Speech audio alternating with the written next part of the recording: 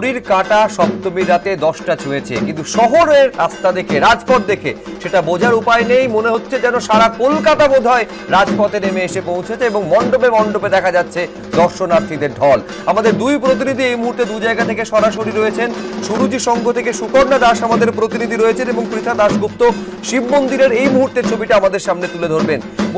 1 ঘন্টা আগে তোমার সঙ্গে কথা হচ্ছিল সুকর্ণা, যেভাবে ভিড় বাড়ছে সুরুচি সঙ্গে, সেই ভিড় সামাল দিতে যারা স্বেচ্ছাসেবী রয়েছেন, স্বেচ্ছাসেবক রয়েছেন, যারা নিরাপত্তা দায়িত্বে রয়েছেন, রীতিমতন বেগ পেতে হচ্ছে তাদের, এবং সেই চ্যালেঞ্জিং কাজটা আমি নিশ্চিত রাত্রি 10টায় অনেকটা বেড়ে গিয়েছে। দেখো সুপ্রজিৎ, এই মুহূর্তে সুরুচির সঙ্গে পুজো মণ্ডপে একেবারে তিল ধারণের জায়গা নেই। ঘড়ির কাঁটা 10টা ছোঁয়ার সঙ্গে সঙ্গেই ভিড় কিন্তু আরো বাড়তে শুরু করেছে এবং আমার মনে হচ্ছে যত এই রাত গড়াবে ভিড় কিন্তু আরোই বাড়বে। পুজো মণ্ডপের বাইরে লম্বা লাইন যেমন রয়েছে, তেমনি পুজো মণ্ডপের ভেতরে প্রচুর দর্শনার্থীদের ভিড় এবং এই মুহূর্তে প্রায় হিমশিম খাচ্ছেন ক্লাব উদ্যোক্তারা এবং তারই সঙ্গে যারা কর্তব্যরত পুলিশ কর্মী রয়েছেন, তারই সঙ্গে প্রচুর সিভিক ভলান্টিয়ার রয়েছেন। তারা এই মুহূর্তে ভিড় নিয়ন্ত্রণের চেষ্টা করছেন, কারণ প্রচুর পরিমাণ দর্শনার্থী এখানে এই মুহূর্তে উপস্থিত রয়েছেন। তারা প্রত্যেকে আসছেন এবং এই অসাধারণ মণ্ডপ সজ্জা কিন্তু তারা প্রত্যক্ষ করছেন। মণ্ডপ সজ্জার কথা তোমাকে যদি বলি তাহলে এখানে একেবারে অভিনব ভাবনা। আমরা জানি 69তম বছরে পদার্পণ করেছে সুরুচি সংঘ, আর প্রত্যেকবারই এখানকার থিম একেবারে অনবদ্য হয় এবং কলকাতাবাসী অপেক্ষা করে যে দক্ষিণ কলকাতার সুরুচি সংঘ এইবার পুজোতে তারা কি থিম করছে। আর এবার তাদের থিম পৃথিবী আবার শান্ত হবে। গত 2 বছর করোনা কালে আমরা যেভাবে কাটিয়েছি, মনে ভয় নিয়ে এবং মনে একটা ভয় ভীতি ঢুকে গেছে এবং ভয়ের পরিবেশ ছিল, প্রিয়জনকে হারানোর শোক দুঃখ প্রত্যেকের মনে রয়েছে এবং সেই 2 বছরকে কাটিয়ে আমরা আবার উৎসবে আনন্দে মেতে উঠেছি, সেটাই এখানে ধরার চেষ্টা করা হয়েছে। খারাপ সময় অতিক্রান্ত হয়ে গিয়ে আবারও আমরা উৎসবে মেতে উঠেছি এবং দুর্গোৎসব বাঙালির শ্রেষ্ঠ পূজা, সেই সময় কিন্তু এসে গিয়েছে এবং সবাই এখানে আনন্দে মেতে উঠেছে। এখানে তোমায় যদি দেখায় দেবী মূর্তি একেবারেই অন্যরকম। এখানে থিমের সঙ্গে সামঞ্জস্য বজায় রেখে একেবারে শ্বেত শুভ্র মূর্তি। বীর রসের দেবী এখানে নন, শান্ত রসের দেবী, তাই দেবীর বর্ণও কিন্তু একেবারে সাদা, অর্থাৎ শুভ্র বসনা দেবী একেবারে শুভ্র রূপে এখানে রয়েছেন এবং হাতে রয়েছে দেবীর অভয় মুদ্রা। অর্থাৎ যে 2 বছর ধরে যে ভয়ের পরিবেশের মধ্যে আমরা কাটিয়েছি, সেখান থেকে উত্তরণের কোথাও গিয়ে একটা বার্তা দিচ্ছেন দেবী এবং দেবী বারবার বলছেন যে ভয় এখানে কেটে যাবে অবশ্যই এবং যে খারাপ সময় সেটাও কেটে যাবে এবং উৎসব মুখর হয়ে উঠবে গোটা বিশ্ব। এবং আমরা জানি যে সেই প্রার্থনা, সেই মনস্কামনা পূর্ণ হওয়ার জন্য প্রার্থনা তো আমরা সবসময় মায়ের কাছে নিবেদন করে থাকি এবং সেই কারণে সুরুচির সঙ্গে এবারও প্রত্যেকবারের মতন নজর কাড়া ভিড় চোখে পড়ছে। আর এইবারে শিব মন্দিরে আপনাদের সরাসরি নিয়ে যাব। পৃথা দাশগুপ্ত আমাদের সঙ্গে রয়েছেন। দুটো সৌভাগ্যের বিষয় পৃথা। একটা সৌভাগ্য তো আজকে বৃষ্টি সেই অর্থে হয়নি এবং সেই কারণে মানুষ রাস্তায় নামতে পেরেছেন এবং মণ্ডপে মণ্ডপে ভিড় চোখে পড়ছে। দ্বিতীয় সৌভাগ্য তাদের জন্য যারা ওই ভিড় ঠেলে একেবারে মাতৃমূর্তি এবং প্রতিমার পাশাপাশি মণ্ডপের ছবি লেন্স বন্দি করতে পারছে।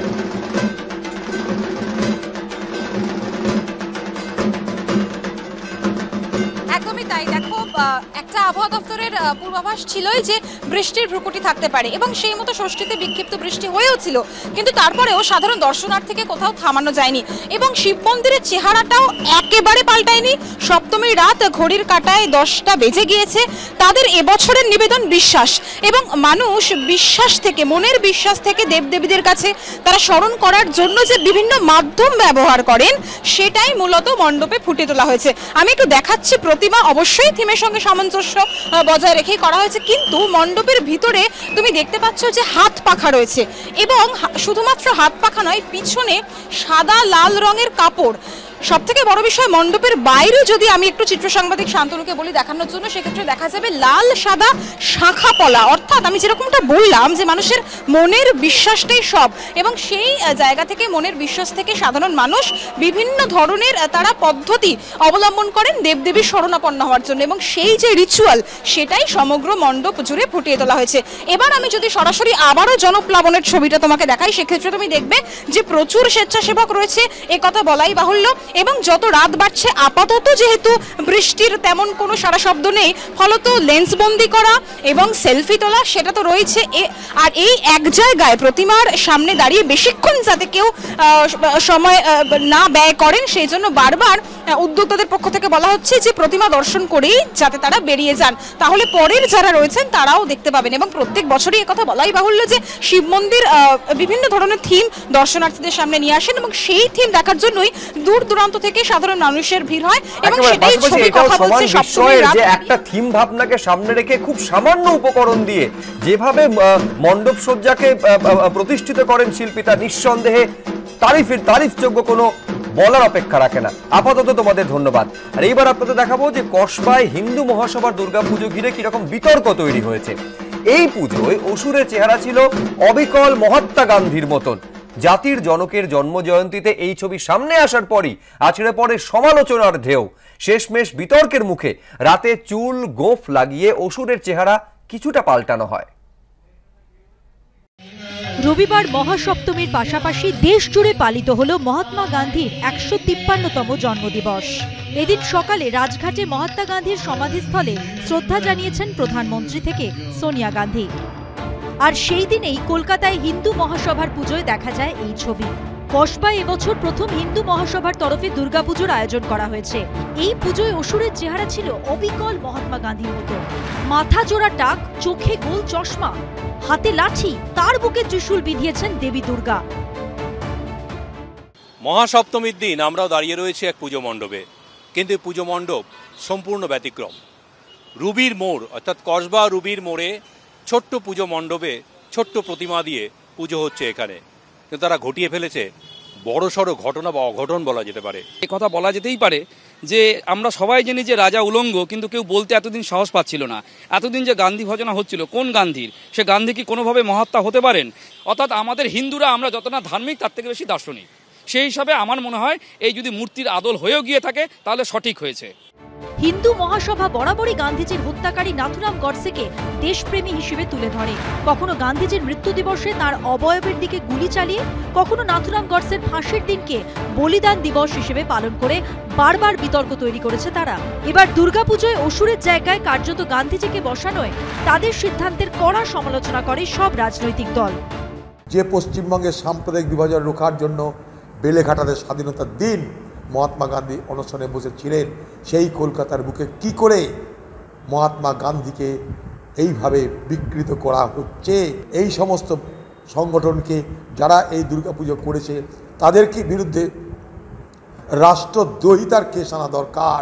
মহাত্মা গান্ধীর দৃষ্টিভঙ্গি বা নীতি নিয়ে বহু বিতর্ক অতীতেও হয়েছে, ভবিষ্যতেও হতে পারে, ইতিহাসবিদরা বলবেন। কিন্তু তিনি জাতির জনক, তার ভূমিকার কথা অস্বীকার করা বা তাকে অপমান করা এটা জাতির লজ্জা। যে ঘটনা ঘটেছে অসুরের জায়গায় মহাত্মা গান্ধীর মুখ, এ ভাবা যায় না। আমরা এই ঘটনা নিন্দা করছি। গান্ধীজি আমাদের দেশের অন্যতম শ্রেষ্ঠ সন্তানদের ভারত মায়ের একজন, তাকে এইভাবে দেখানো ঠিক নয়। প্রবল বিতর্কের মুখে অবশেষে বদলে যায় অসুরের চেহারা। সপ্তমীর রাতে অসুরের মাথায় চুল ও মুখে গোঁফ লাগিয়ে তার চেহারা কিছুটা বদলানো হয়, চোখ থেকে খুলে নেওয়া হয় চশমাও। আমার কাছে কিছু উড়ো ফোন এসছে, নির্দেশ হচ্ছে ইমিডিয়েট এই রূপ চেঞ্জ করতে হবে, নাহলে পুজো বন্ধ করে দেওয়া হতে পারে। রূপ চেঞ্জ কিভাবে করা হলো দেখুন, কিভাবে জোর জবরদস্তি করে করা হলো, ওপর থেকে চাপ এসছে। বলা হলো স্বরাষ্ট্র দপ্তর নাকি হিলে গিয়েছে ভারতবর্ষের আমাদের এই কাজের জন্য। 1915 সালে অখিল ভারতীয় হিন্দু মহাসভা প্রতিষ্ঠা করেছিলেন পণ্ডিত মদন মোহন মালব্য।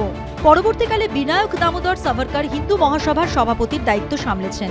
শ্যামাপ্রসাদ মুখোপাধ্যায়ও একসময় হিন্দু মহাসভার সভাপতি ছিলেন। পরে তিনি জনসংঘ প্রতিষ্ঠা করেন। দীপক ঘোষ, অর্ণব মুখোপাধ্যায় ও হিন্দোল দের রিপোর্ট, এবিপি আনন্দ। বাড়ির পুজোর আনন্দ। উত্তর 24 পরগনার বসিরহাটের ভেবিয়া দেবাড়ির পুজো এবার 116 বছরে পা দিল। সাবেকিয়ানার সঙ্গে আন্তরিকতার অপূর্ব মেলবন্ধনই এই পুজোর অন্যতম বৈশিষ্ট্য।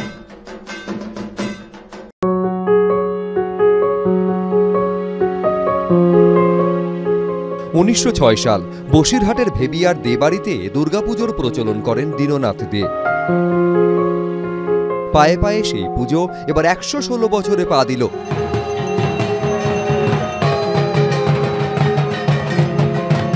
ইছামতির স্রোতের মতোই বহমান বসিরহাটের দেবাড়ির পুজোর ঐতিহ্য। মহালয়ার পরের দিন প্রতিপদে আমাদের চণ্ডীঘরে ঘটস্থাপন হয় এবং সেখানে প্রতিপদ দ্বিতীয়া তৃতীয়া চতুর্থী পঞ্চমী পর্যন্ত সেখানে চণ্ডীপাঠ এবং সন্ধ্যা আরতি হয়। তারপরে ষষ্ঠী থেকে দালানে দুর্গাপুজো সপ্তমী অষ্টমী নবমী দশমী অনুষ্ঠিত হয়। প্রতিবারের মতো এবারও দেবাড়ির দুর্গা দালানে প্রতিমা তৈরি করেছেন শিল্পীরা।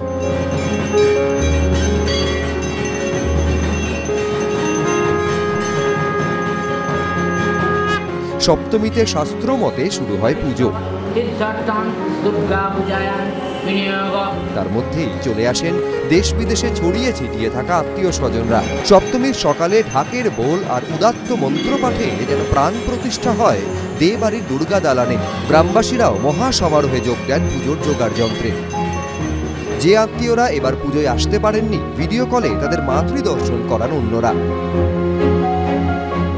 আক্ষরিক অর্থেই বসিরহাটের দেবাড়ির দুর্গাপুজো হয়ে ওঠে মিলন উৎসব।